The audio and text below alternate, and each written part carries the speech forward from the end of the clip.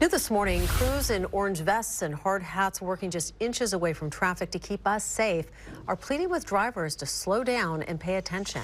This important message comes during National Work Zone Awareness Week and after a drunk driver sent an entire work crew to the hospital. Our Fox 12's Bonnie Silkman is live in studio now after interviewing one of those employees.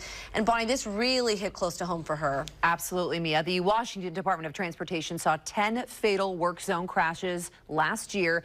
Just recently, 4 drivers in just one day crashed into work zones all along I-5.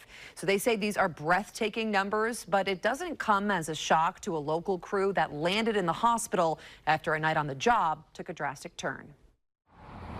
There's all sorts of emotions that go with something like this. I mean, the phases of anger, the phases of frustration, and life's just a little different. Life for Beth Blankenship feels different ever since a dangerous night on the job as a highway maintenance worker. She could have taken 6 people's lives. We all have families. We all have lives. Behind that orange vest is a human being. We're out here to fix the roadways and work on the highways to help the traveling public. Beth and her crew with the Washington State Department of Transportation got a rare emergency call for pothole repair. On a cold January night, their team had just parked on the shoulder of I-5 in Vancouver. She says, thankfully, they were still in the truck when a drunk driver going 70 miles an hour slammed into them.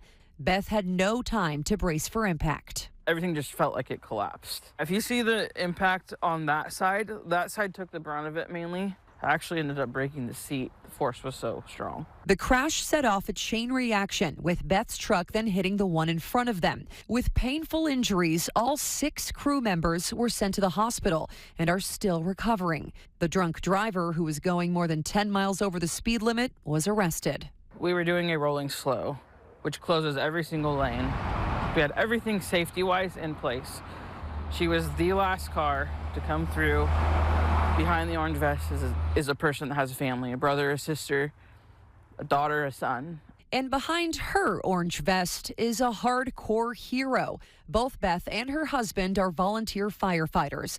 They're proud to serve their community, all while looking out for each other. There's a lot of different dynamics of working with your husband, especially with him. We will never go into a burning building together. That is a rule, and it's a safety net. You will take pictures in front of burning. I will take pictures in front of burning buildings, yes, with him, yes. They definitely know how to take cool photos and how to overcome even the most unnerving moments. He went into panic mode. When he got the call, our lieutenant drove him down because he knew he couldn't drive.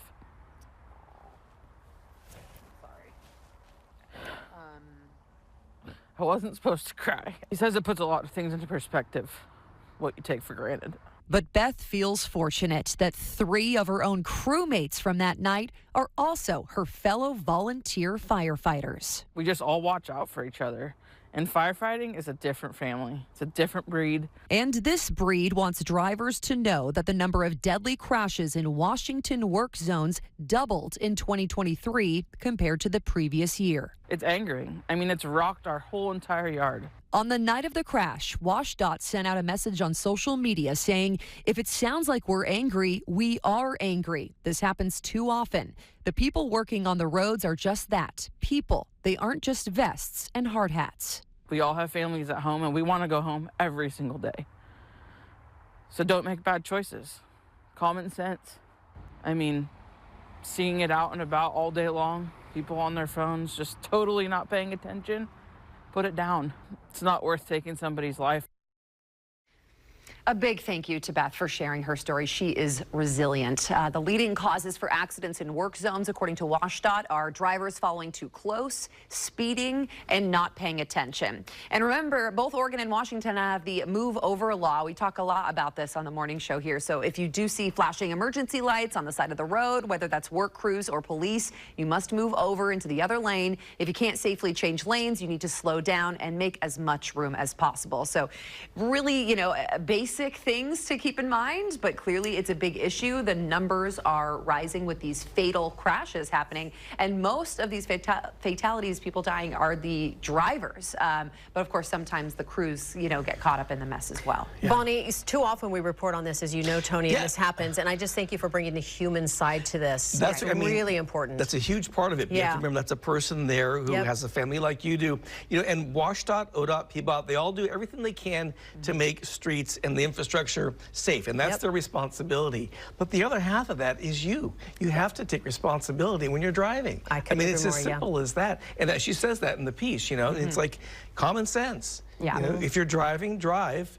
Phone calls are for later. Yeah, absolutely. And she said, they do feel vulnerable out there, and, they're out there for you, watching out for you, so they would like to have that, mutual respect. Thank you for that story, Bonnie. The last thing I want to see is one of them go like this to tell me to slow down. I already want to be slow. Right. I already want to be That's the goal. in the zone. Yeah. So.